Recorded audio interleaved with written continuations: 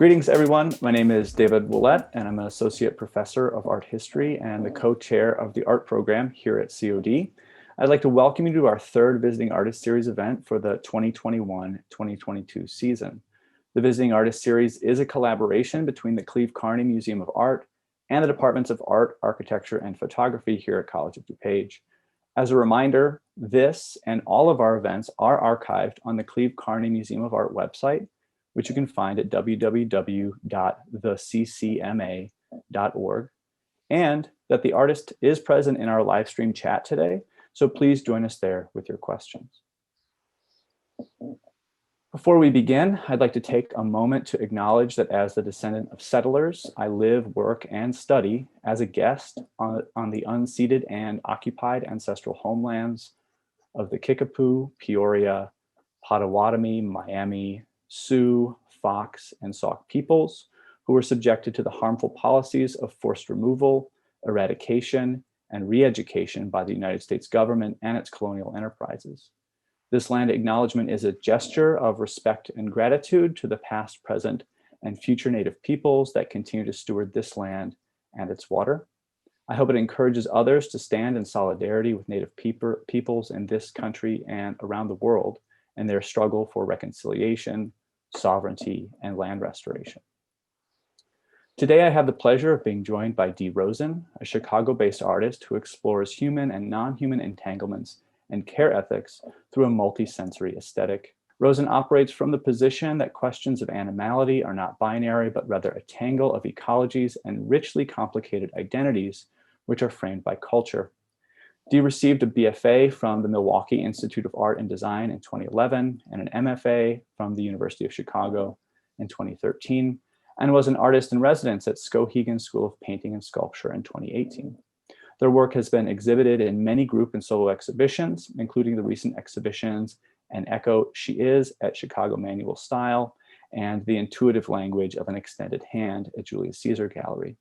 Currently, Rosen's work is on display at the Rowe Galleries at UNCC and at Roots and Culture in Chicago. So please join me in welcoming Dee Rosen. Thank you for having me. First, I'd like to start by thanking David Willett for the invitation and the Cleve Carney Museum of Art, along with the team at DuPage College for hosting this talk. Within my practice, I am often in positions where the symbiosis of violence and care is felt or made visible. Examining how violence leaves impressions on the bodies of humans and non-human animals, as well as various forms of matter, requires that I critically interrogate the ways that I enact and am complicit in violence on various scales, as a white person and human animal living in a settler colonialist, white supremacist, cis heteropatriarchal, capitalist, and anthropocentric society. I want to take a moment to acknowledge that this talk is taking place on the unceded and occupied lands of the Ottawa, Ojibwe, Miami, Peoria, Kickapoo, Kaskaskia, and Potawatomi nations, commonly known as Chicago, Illinois. I humbly stand in solidarity with Indigenous people throughout the world and support land back movements as a way to not only acknowledge that we are living on stolen land, but to return the land to the people who have and continue to endure the many violences of colonization. This talk is based on a paper that I wrote titled Chrysanthemum Powder and Other Interspecies Scent Rituals. The full text will be published in the forthcoming Routledge volume titled Olfactory Art and the Political in an Age of Resistance, edited by Gwenn-Aël and Debra Parr. Throughout the talk, I explore scent as a tool for interspecies care and will discuss those metaphorical intersections with my artistic practice. Images of non-human animals, collaborators, and friends, as well as images of my work, will scroll in the background. My primary ethical concern is to prioritize interspecies care within fraught conditions of domestication that uphold capitalist systems of extraction. Rejecting binary distinctions between species is vital to establishing frameworks of care in contexts where beings are treated as property for extractive ends. Scent-based interactions can serve as a means of establishing trust or repulsion between beings across species. Ultimately, my hope is that expanded frameworks for kinship might allow beings to build less violent, more caring worlds that center diverse sensoria. In the Undercommons, Stefano Harney and Fred Moten explore ways of thinking with and reading with. They use a deeply collaborative model to highlight the inevitability of entanglement. Scent is one form of thinking with beings. Plants, non-human animals, bacteria, and many organisms physically participate in the making of scents. Non-human animals also transmit and receive scents as communicative signals to other members of their species. Anna Lowenhaupt-Singh talks about smell as a form of entanglement in Mushroom at the End of the World, on the possibility of life in capitalist ruin. Singh explains that smell is elusive and that describing smell is almost as difficult as describing air. Yet smell is distinct from air, according to Singh, because it signals an encounter with another. Singh asks, might smell in its confusing mix of elusiveness and certainty be a useful guide to the indeterminacy of encounter? To elaborate on how smell sets the stage for the indeterminacy of encounter, I will spend some time exploring how animals are mutually entangled in the production and reception of scents. Within my work, I deploy a queer methodology to explore how scent permeates the lives of animals, both human and non-human. Jack Halberstam explains that a queer methodology, in a way, is a scavenger methodology that uses different methods to collect and produce information on subjects who have been deliberately or accidentally excluded from traditional studies of human behavior. Queer or scavenger methodologies highlight the inevitability of entanglement, or reading with. In addition, non-human scavengers such as rats, pigeons, coyotes, feral cats, and mice have been some of my best teachers. Scavengers are resourceful and have learned to flourish in contexts that often attempt to exterminate, displace, starve, or harass them. In the second half of this talk, I will describe a few gestures of mutual care between animals that form the foundation of my artistic practice. Using care as a framework for both thought and ethical motivation, I aim to provide examples of how scent can be a tool for working with non-human animals across various contexts shaped by the carceral structures of domestication and capitalist extraction. My experiences on urban and rural working farms, artist residencies, and farm sanctuaries over 4 years have informed this work. Using encounters with non-human animals as a guide, I explore how scent can be used in rituals of interspecies care and as a tool to celebrate diverse sensoria. When thinking about scent as a form of interspecies entanglement, it is important to discuss materials that have been extracted from the bodies of non-human animals and used throughout history as fixatives for perfumes. Richard Stamelman describes the sites of extraction for these scents in the arrows and thantos of scents. Stamelman explains that many of the scents originating in the bodies of non-human animals were extracted from glands or sacs near the animal's sexual organs. Civet comes from the Ethiopian cat, musk from the Tibetan deer, castoreum from the abdomen of the beaver, and ambergris with no anatomical sexual connection from the intestinal lining of the sperm whale. Human animals have used the sexual excretions of non-human animals to fix our animal pleasures. Why do human animals feel compelled to extract scent from the glands or pheromones of other species to perfume our bodies? It might be easy to assume that the fecal or musky odors extracted from the sexual organs of non-human animals are used as mating signals. However, the research regarding the role that scent plays within human-animal desire is largely unresolved. As biologist D. Michael Stoddart explains, research into whether human body odors play any part in human sexual behavior has been largely inconclusive. Yet the role of odors in the sexual physiology of non-human primates and other mammals is sufficiently clear for there to be a very strong possibility that they do indeed play some role in our own species. However mysterious our human-animal olfactory desires might be, it is clear that scent plays a role in our lives and within the lives of non-human animals. Like scent, queer animals do not often settle within fixed categories or corporeal expressions of desire. In Queer Smells, Mark Graham describes the queer performativity of scent. Graham writes, desires that are olfactory, but also oral and tactile, may be less easy to compartmentalize and less amenable to a rigid, heteronormative and homonormative categorization of gender and sexuality, than a distant, disembodied participation through the visual. If more attention were paid to scent, Graham argues, the ubiquity of queer desires may emerge. The queerness of scent is not limited to the domain of human-animal desires. Fruit flies use scent to scramble categories of gender and sex. In Evolution's Rainbow, Joan Roughgarden explains, some insect species have females that synthesize male perfumes. During mating, a male fruit fly transfers an anti-aphrodisiac to the female. Although most evaporates 4 to 6 hours after the first mating, females later synthesize this compound themselves during courtships, making them less attractive to males. Butterflies also use anti-aphrodisiacs. The most extensive studies of masculine females come from insects. Female masculinity is contextualized by Jack Halberstam as one form of gender deviance that opens up space to think in fractal terms about gender geometries. Imagine the kaleidoscopic identifications and exchanges that may arise from a queer refashioning of scent. The playful fashioning of a unique scent profile is one way of defining corporeal beauty for oneself, beyond the binaries of gender or species. Scent can expand the sensory territory of non-human animals living in conditions of confinement and sensory repression. In Animal Madness, Laurel Breitman describes how perfume has been used in zoo enrichment programs. Enrichment programs were developed because non-human animals, subject to the carceral conditions within zoos, often become depressed. Self-harming behaviors, along with disordered eating and other unhealthy patterns of behavior, become coping mechanisms for confined non-human animals.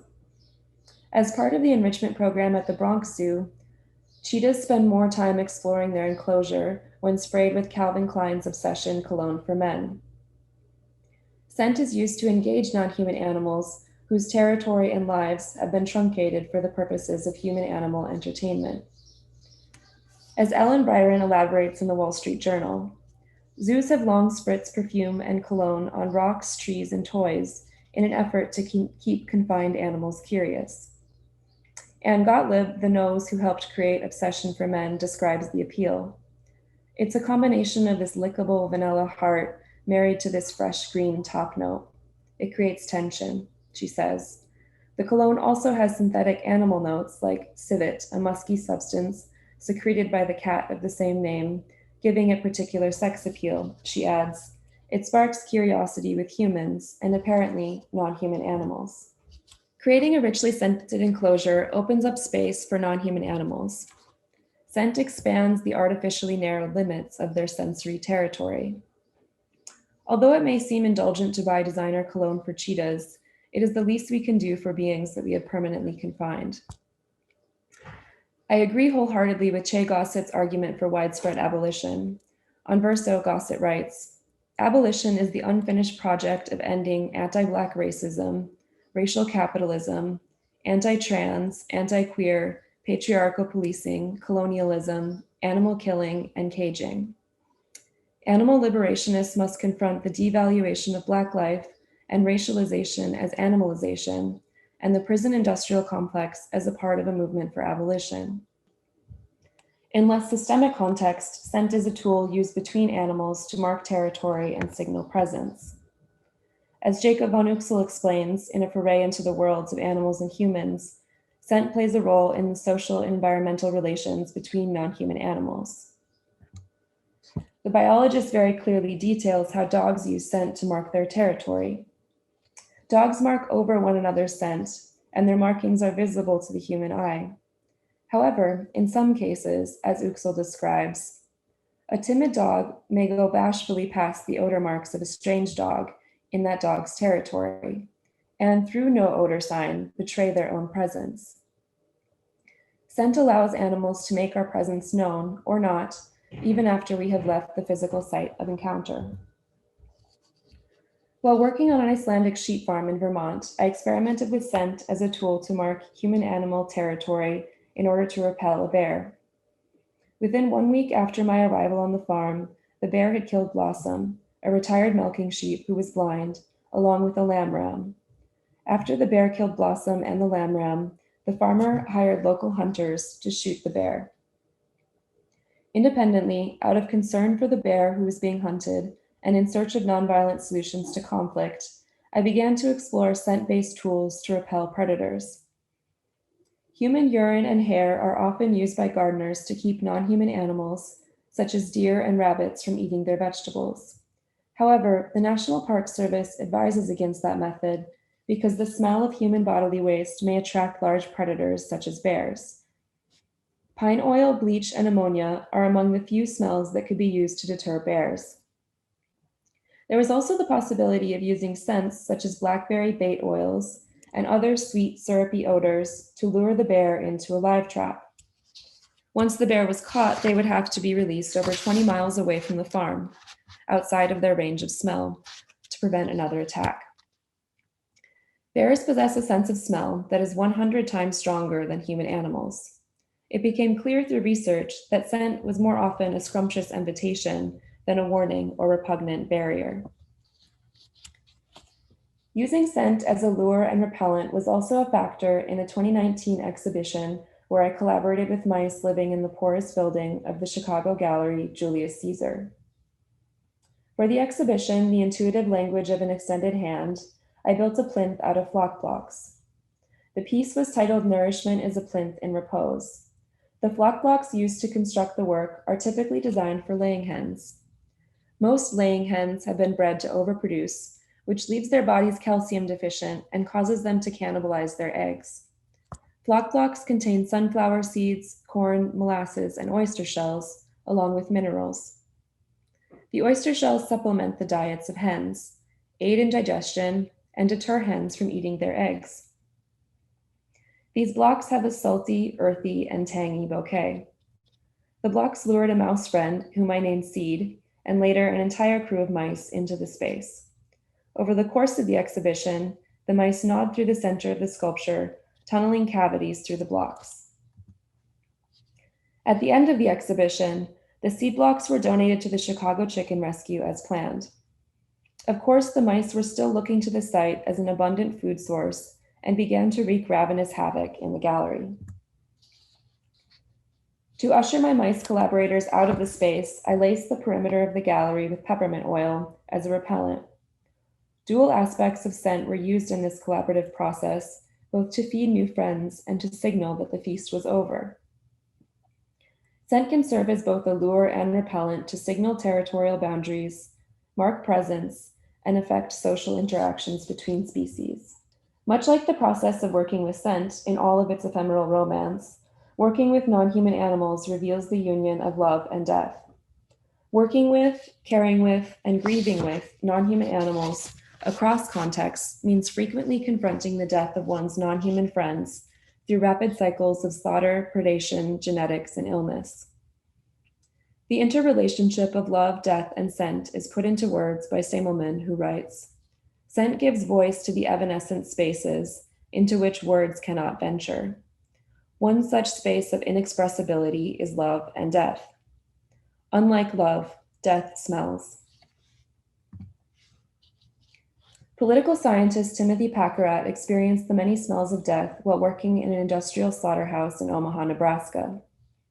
In his book, Every 12 Seconds, Packard explains that within industrial slaughterhouses, mechanisms of distance are created to reinforce racial, gender, citizenship, and education hierarchies that coerce others into performing dangerous, demeaning, and violent tasks from which consumers directly benefit. It is important when talking about the ethics of treating non-human animals as commodities to illustrate clearly how the violence directed at non-human animals also negatively affects the lives of humans. Throughout the United States, the unsavory effects of slaughterhouses disproportionately affect people of color, especially undocumented people of color, who are underpaid to perform violent and dangerous work. Industrial waste leaks into the ground and has been sprayed on the houses of Black communities in North Carolina. Those who live near slaughterhouses often endure the long-term physical and emotional impacts of environmental racism. In addition to clearly outlining the inherent racism within the division of physical labor and the panoptic working conditions of the slaughterhouse, Packard also describes the way that smell pervades the bodies of workers.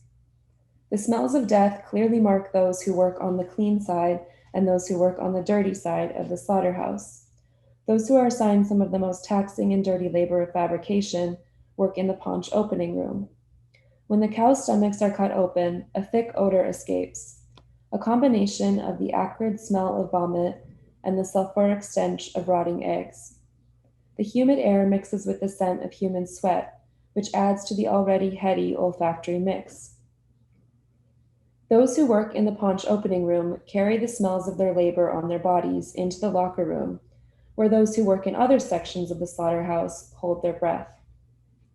By performing the labor of extraction, slaughterhouse workers are perfumed with the smells of death.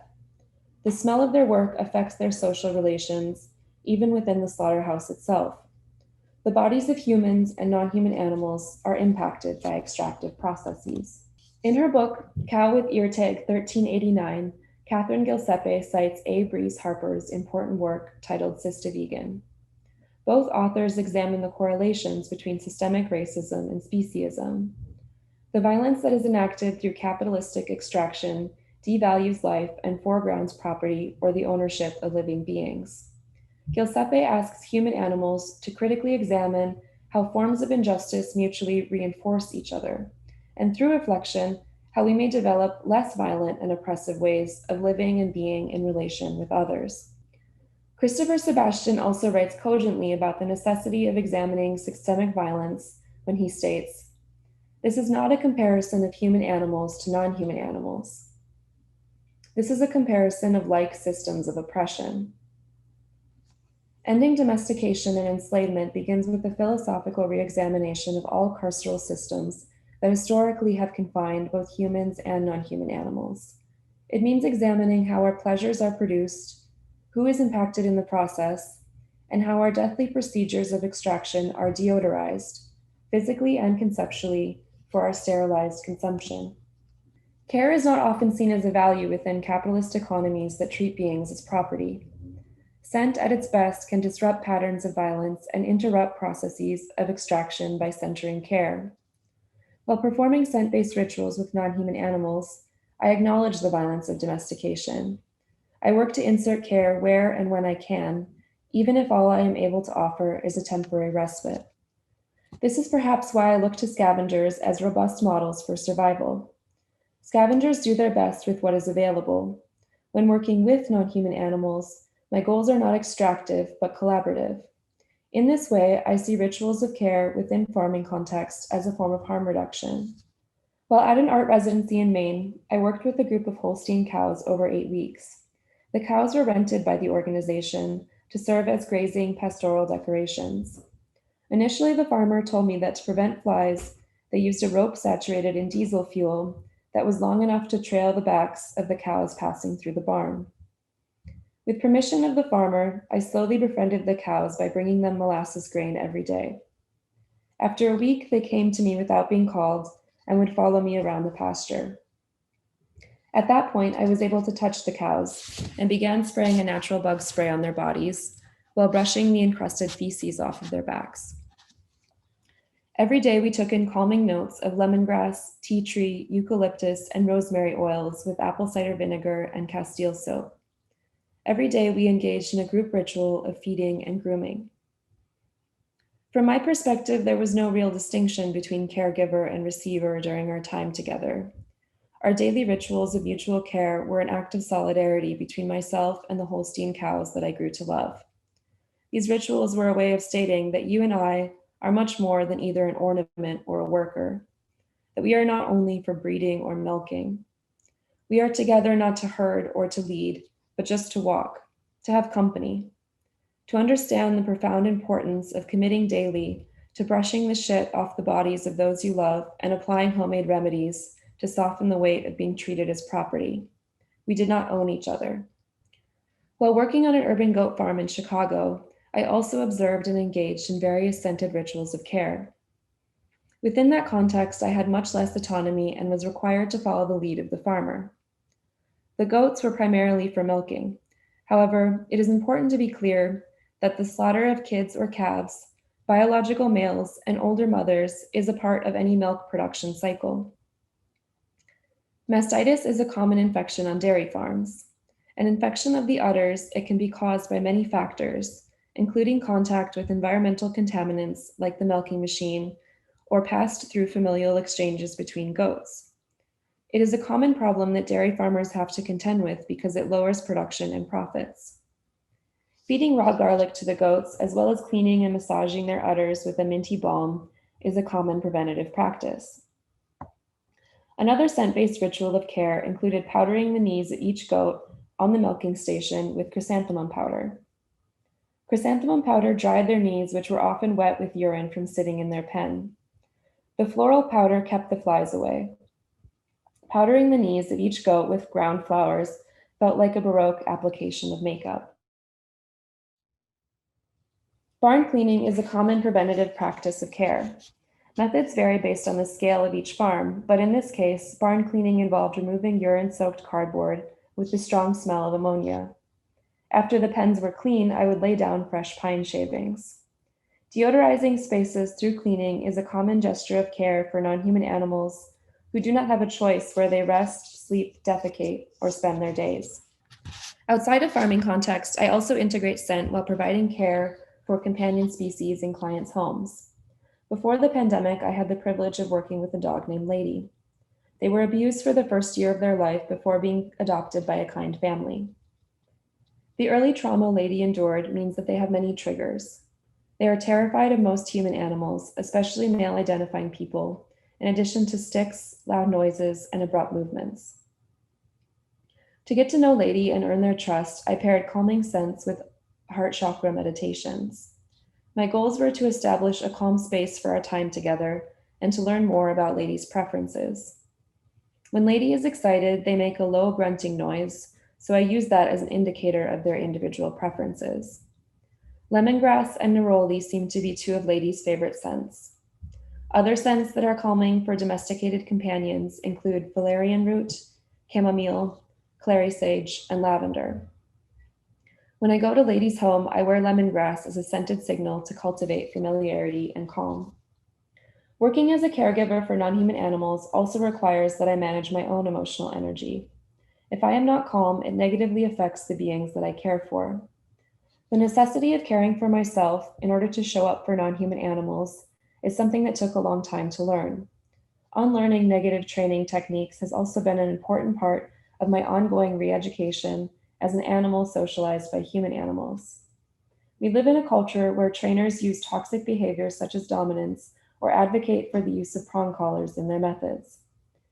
It is my goal to integrate rituals of care that are about reciprocity and relationship building between animals. Based on my experiences working with non-human animals, I strongly believe that positive reinforcement is the most effective tool for working with animals, both human and non-human. Using positive reinforcement, we focus on what we would like to see manifest. With positive reinforcement, we teach others how to treat us. And scent can be its own positive reward for dogs like Lady or human animals like myself who love to smell. Rituals of scent with non-human animals often coincide with rituals of touch. Introducing a calming scent is a transition that can lead to touch. For example, if a dog is uncomfortable with strangers, but I need to put on their harness, the scent of a treat can aid that process safely for both of us. My favorite training tool for anxious, hyper, or reactive dogs is touch. Using the dog's favorite treat to scent your hand, you can ask them to touch your palm with their nose, and then give them a treat when they do. Touch can be an important recentering tool for distracted dogs. In more abstract terms, beings are always touching when they are taking the sense of the room into their bodies together. Touch and scent allow for the possibility of interspecies communication without a shared verbal or textual language. As Constance Classen writes in The Deepest Sense, A Cultural History of Touch, a lack of words does not mean a lack of feelings or social significance. Like scent, many feelings are ineffable, or at least very difficult to translate into the languages of human animals. Classen states that engaging with scent sensitizes us to the multiple ways in which animals communicate and express themselves through non-linguistic modalities. While I was doing scent research to repel the bear on the farm in Vermont, I also engaged in daily grooming rituals with 3 sheep, Luna, Aurora, and Juniper, to remove burrs that had accumulated in their wool. While I applied bug spray to the cows and mane, they crowded around a salt lick, carving the object with their tongues. This inspired further interspecies collaborations. Scent and touch often coincide, signaling an encounter with another animal. Care should be specific to the sensory, physical, and social needs of each individual being that we encounter. In this discussion of care, it is crucial to be honest about the ways that I am both critical and complicit in fraught systems of pleasure. My truly voracious enjoyment of scent may cause a space to become inaccessible for those with chemical sensitivities or other scent sensitivities. Leah Lakshmi Paitsna Samsara Singha's vital text, Care Work, Dreaming Disability Justice, has been an instructive tool to think about care and accessibility. They write, "Love in action is when we strategize to create cross-disability access spaces. Why am I fighting so hard for a fragrance-free space or ramp if that's not something I personally need? When disabled people get free, everyone gets free. When you work to make spaces accessible, you can come from a deep, profound place of love." Making space accessible while engaging in scent work is still something that I'm learning to navigate as an artist who strives but often fails to be respectful of everyone's needs. Claudette, an Icelandic chicken living on a farm in Vermont, also caused me to consider questions of ableism and care more deeply. Claudette broke their leg at the joint after flying into the chicken wire fencing around their coop. Now Claudette uses their wings to balance as they hop, curiously exploring the local environment. On this small farm, Claudette has a special space and is able to move freely. Every day they are taken out of the coop and placed in a protected outdoor area, with ample space and feed away from the roosters. At night, Claudette is carried into the coop and put into bed with the rest of the chickens and the ducks. On an industrial farm or under the care of a less compassionate small farmer, Claudette would have been slaughtered after their leg was injured. Claudette is a living being full of vitality, not a unit of weight and measure. It is essential to carve out accessible spaces for beings like Claudette, not to fix them, but to meet their needs as kin, to understand the important ways that beings of all abilities are innovative, thriving, and just simply living their lives. Making space accessible means respecting the unique sensory needs of each being that we are sharing space with. Joanna Hedva talks about the politics of care when they write, "The most anti-capitalist protest is to care for another and to care for yourself. A politics of care means honoring the needs of oneself and every human in the room, including people of color, crip people, and queer people.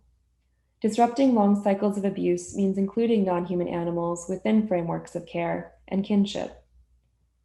Decentering the desires of the most privileged members of society means that our society would not only look, but smell and feel entirely different. We could make room for a range of senses. I think it would be beautiful."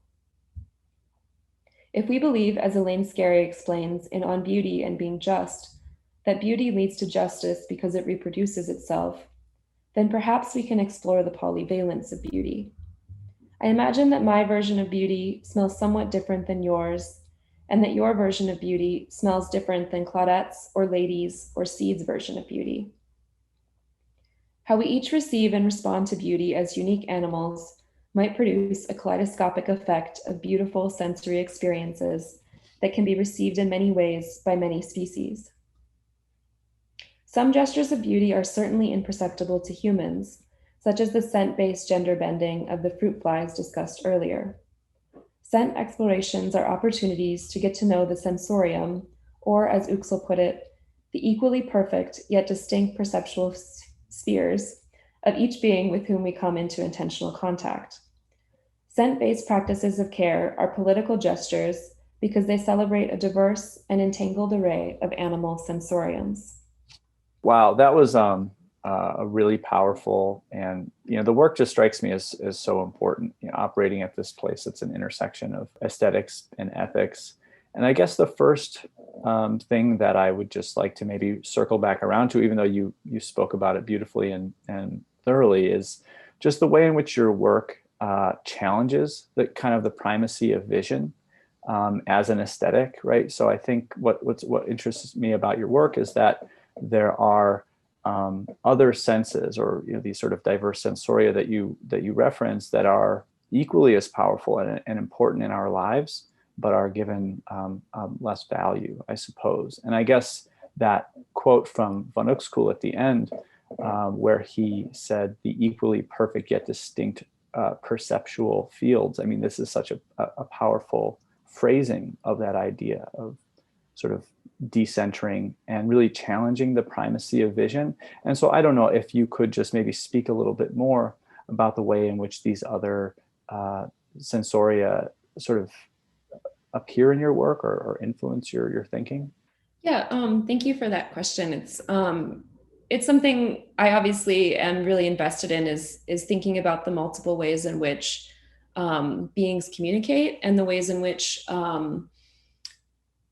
those things are, there's a lot of visual communication that occurs between species when you're interacting with non-human animals, but there's also so much that is not visual and that is felt. And I think the kind of felt experience of working with non-human animals is part of what drives me to do this work as well. And so thinking about, various sensory modalities, I think feels just kind of crucial to acknowledging the multiple languages that we're working with when we're spending time with non-human animals.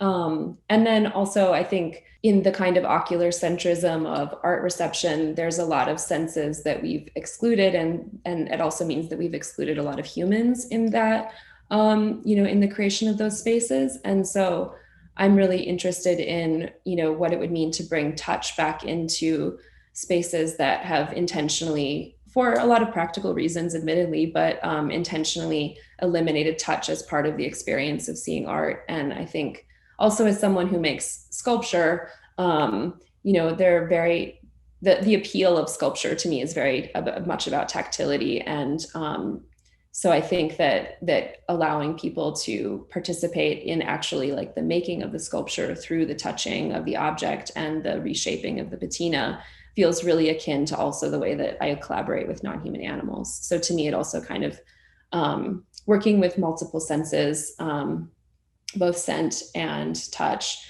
and vision, really allows to create like kind of a bridge between species in some ways. Yeah, that's and there's like this sort of like history of intellectualism that's tied to vision that's problematic within the academies as well there. And one thing I couldn't help but think about, and God knows we don't need to like rehash the story of Derrida and his cat, but like that there's some shame that's sort of involved with being a human animal and acknowledging one's animality. In the case of Derrida's story, it was just through the state of being naked, of bearing one's body. But it seems like, especially when you were speaking about how perfumes are used to sort of mask our own odors. And so I wonder if like part of our tendency to mistreat other animals in terms of extracting materials from their bodies in order to mask our own odors has like this shame behind it, like that there's some, whether this is like Judeo-Christian or whatever sort of background drives this belief, but that the animal part of us is something to be ashamed of and covered up, frankly. And so I wonder if you think about shame, or about, I don't know, the ways in which humans are really the only species who tries to deny its own animal nature. Yeah, that's really interesting. I think one thing that's really interesting about shame when it comes to this sense and the extraction of like musks or fecal odors from non-human animals is that it's also like replacing our own kind of like, human animal odors with non-human odors. And so it's both like, I think there's both some shame components, but also like a kind of appropriating of non-human animal like sexuality that is really complicated. And it's something I haven't like spent a lot of time really unpacking, but I think that displacement is really complex. And I also think shame is a part of the way that we sort of use language to distance ourselves from non-human animals. And that's why I tend to try to be really intentional about the way that I talk about animals and the kind of bridge between humans and non-humans. But it's something I'd like to think more about. It's a really good question. Yeah, sure. Thank you. And then the other thing, and this is just out of my own interests and backgrounds, was talking about how zoos use odor as a way of like this additional layer of artifice, right? So zoo enclosures, and I have a sabbatical project next spring to do some research, but zoo enclosures really, are this ultimate attempt, as you said, to truncate a habitat, right? To truncate an ecosystem and take an animal's experience and cycle it through like, a human sort of intellect and then refeed it to the animal as though they wouldn't know the difference between a stone and concrete poured to look like a stone, a pond and a carefully conditioned, artificial water hole in their enclosure. That animals don't know the difference, and therefore we can sort of feed them this artificial environment in which they can exist for our entertainment, as you said. But the inclusion of scent there is something that I never really considered. Not only that when you do go to a zoo, if you go to zoos, that there is a powerful aroma that mixes both like the animal sense with like, popcorn and hot dogs at the stands. It's just a very strange place to smell. And I never really considered this use of cologne in the way that you described it. And so I don't know, are there other examples of that? Or is there anything else you could say about like how smell sort of reinforces that sort of artificial experience at the zoo? Yeah. Well, first of all, I would love to hear more about your sabbatical project when it gets going. So let me know. But I'm working on this project with the Carolina Tiger Rescue, where that's a sanctuary. So it's a different context from a zoo, but there's also, I think it's just in environments where the territory is so narrowed, finding other ways to engage the senses feels really important. And so even in the context of a sanctuary where, I think that they're trying to perform some harm reduction, they'll get donations of perfume from anyone who has like excess perfume, and the stinkiest ones are like the tiger's favorites. And so with that collaboration with the sanctuary, I'm working on casting one of the enrichment tools that the tigers have carved with their claws, that was also sprayed with perfume, and then I'll spray that casting with perfume as well. So I guess I'm not really answering your question about zoos very much, but I'm really interested in the ways that enrichment programs really expand the sensory territory for non-human animals, and that also is something that is performed in sanctuaries where there's harm reduction being performed, but the territory is still limited because of the ways that those non-human animals have been used for human animal entertainment before they came to the sanctuary. Yeah, I think you answered a much more interesting question than the one I asked, so that's totally fine. So, and then, you brought up politics of care there, and, veganism is something that I think is really important to educate my students about, and we talk about it. I teach a class about animals in the history of art, and so of course it has this sort of like critical animal studies undertone to it. But I wonder for maybe some of our students who are 18, 19, 20, just really coming into a world in which they're being exposed to more ideas about the ethics of care, particularly towards animals, or towards otherly able people in the world generally. I wonder like what you might say to artists who are just beginning studio practices, or artists who have active studio practices already, and how they might shift their practices or rethink their practices in a way to engage politics of care within their studio practice, or within their writing, or any of it. That's a really good question. I mean, it's something I grapple with continuously, because I think, as I tried to sort of touch on throughout the talk, as much as I try to insert care, there's also like the sort of persistence of violence feels ever present in like, any gesture from buying strawberries at the grocery store in the middle of winter to, buying hydrocal to cast a sculpture that mice have carved. And so I think that, like, from my perspective, it feels important to be honest about the ways that, to really critically examine the ways that we're participating in violence, and then also try to think about ways we could insert care into those structures in order to mitigate some of that violence. And I think also, from my perspective, as someone who works with a lot of what I consider like very alive materials, I like to think about them as collaborators and active agents, not just non-human animals, but bacteria and microorganisms and, everything that goes into making a clay body do what it does. All of those elements are, physically participating in the production of sculpture with me. And so I try to sort of respect them as I'm drying out a form or doing something like that. I think really slowing down is maybe my most succinct advice, is like slowing down, examining the ways in which we might be performing violence, and then doing what we can while also acknowledging that we live in a really complex society where it's difficult to be entirely ethical at all times. Yeah, that's great advice, and thank you for that. And then finally, just, like, what's next? What do you have coming up? What are you working on now?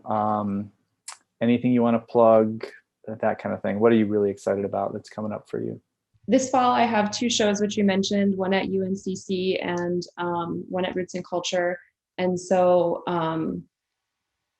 it feels like, I've spent the past year or so making all that work. And so just digesting that feels important. And then the thing I would plug is the book that came out in June, Olfactory Art in the Political and Age of Resistance. There are incredible essays by many writers in that text. So it's not really a plug for me, but just for like really good reading. Excellent. Thank you so much. And thanks for joining us, and your time and your work today and your care, really. It feels refreshing and much needed in the world. So thank you. And thanks to everybody for joining us for this event from our Visiting Artist series. And we will see you at the next one.